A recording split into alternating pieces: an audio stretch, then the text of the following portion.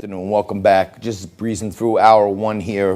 Dow down 250 still, spitting back some of those gains from yesterday. It doesn't look like United Airlines is having quite the day it had yesterday, along with some others, but was down as much as 400. So up 150 off the session lows. And we bring things back to the high point right here when I'm joined by Frank Morano and nationally acclaimed legal analyst and author Teisha Powell. Hey, Teisha, how are you? Good, John. So, Teisha, you're a great attorney. You're a legal analyst. You're a great friend of the show. Thank you for always taking time for us.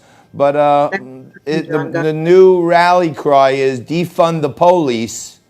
And Mayor de Blasio right here in New York is saying that he's going to take, hundreds of millions of dollars away from the NYPD. How crazy is this from a legal perspective?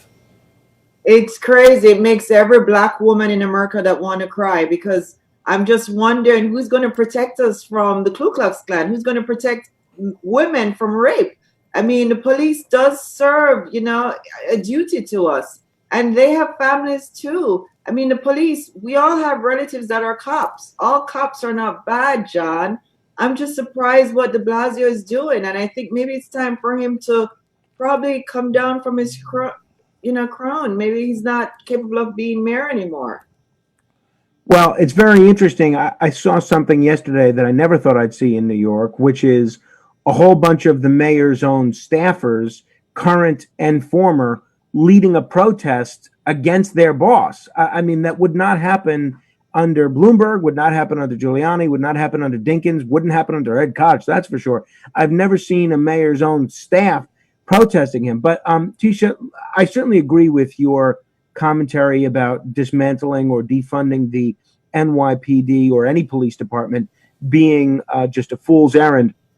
I'm curious, do you think there's any link between funding cuts to policing in cities like Chicago and Memphis and the uptick in violent crime that we've seen in those cities? For instance, May 31st was the deadliest day in Chicago in the last 60 years, and they had just reduced funding for their police force. Do you think this is a coincidence, or do you think there's a correlation? It's a correlation, Frank. People are not always good, and this is why we need police around, because a lot of people want to do bad stuff. As we can see with the riots, it's just human nature. So if we defund the police, we're going to get a higher crime rate. But this is what de Blasio wants. I mean, he's got to step down, and I think that the New York, Andrew Cuomo's got to do something. You can't have de Blasio going around and shrinking the police budget just because he wants to. I mean, this is ridiculous. Do you think about black people for once? Black lives do matter, and we need police to guide us. We need police, Frank. We are an easy target. Black people are an easy target if the police is defunct. Hey, well, Teisha. A big part of the conversation in New York City government these days, de Blasio actually seems like he's the moderate when it comes to policing. All of his staffers were out there attacking him for defending the NYPD. So there certainly are crazy times. And I want to remind folks that if de Blasio were to step down or be removed, that the person who would be taking over would be Jumaane Williams as the acting mayor, which I don't think many members of the NYPD would be too pleased with. No, that's the last thing we want. I hate to. I don't think I'd ever say this, but I'd rather have de Blasio. But you know what it is? You know that morphine is powerful. Politics is worse. De Blasio cannot manage the power that he's getting. It's worse than morphine for him. He needs to step down. I mean, enough is enough. Really, defunking the police in New York City in 2020? I mean, come on. We even having this conversation, Frank and John?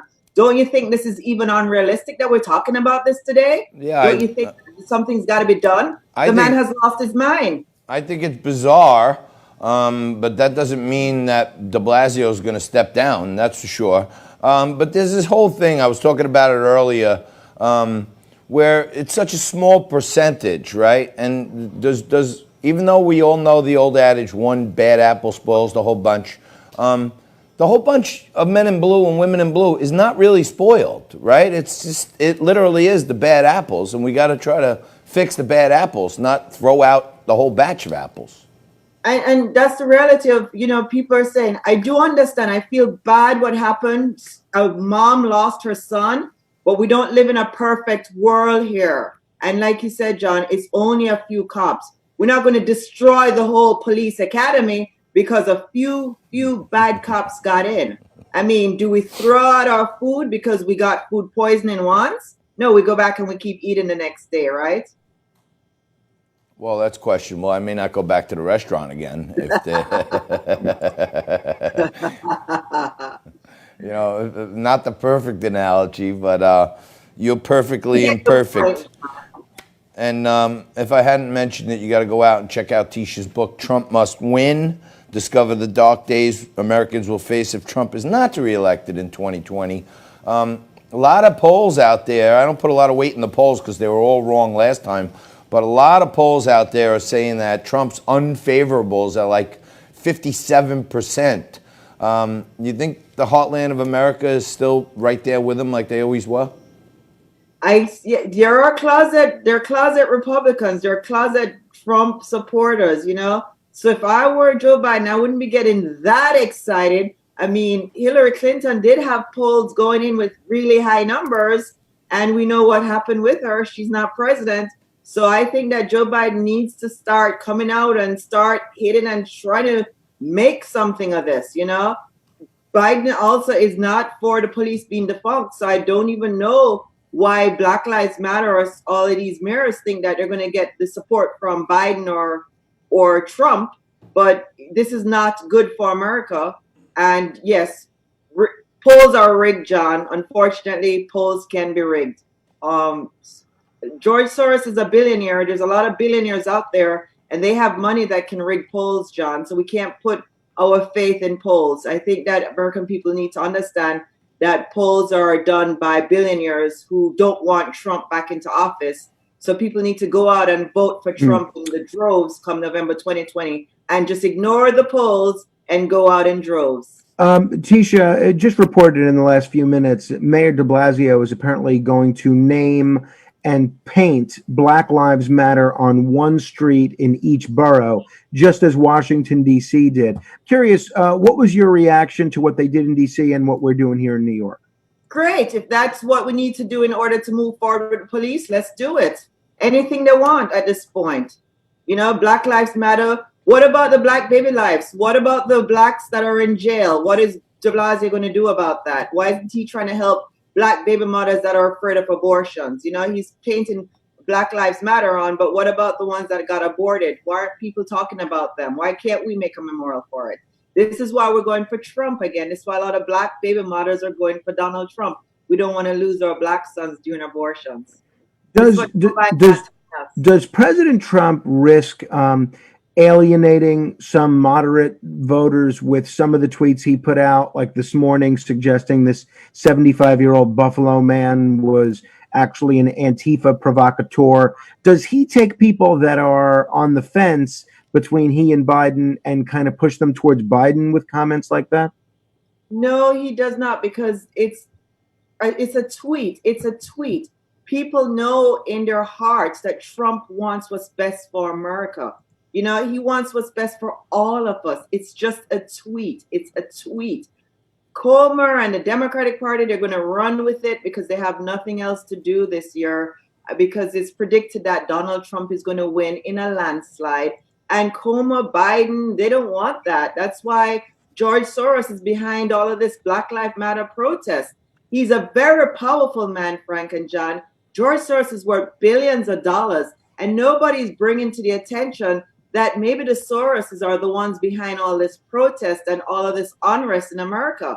I'm just baffled by the fact that we're all afraid of a bunch of billionaires, all because they want to take Donald Trump out. But what about the small voices? What about the Black baby mothers? What about Blacks? Why can't we vote for Trump, Frank? Why is this a problem in America in 2020? Why did my Twitter feed get suspended, Frank and John? Why did Candace Owen Twitter feed get suspended? Why are Black women Twitter feed being suspended because we're voting for Trump? Don't you guys see what's going on in America? We have very little voices here as Black people. We're going to have smaller voices when we're Black Republicans. That's for sure. All right, Teisha, thank you so much for joining us. You're always a bundle of energy. We're looking forward to. Thank you, Frank. Thanks for having me on your show. I appreciate it. Right. I know I'm not a popular voice, but I appreciate. No, you're popular with us. You're popular with us, that's for sure. Just like you, all you guys watching at home, very popular with us. Send in your comments. Let us know you're watching. Let us know what you're thinking, and we'll even ask the guest about it. We'll take a quick break right here and then come back with me and Frankie. We're going to cover some more news of the day right after this.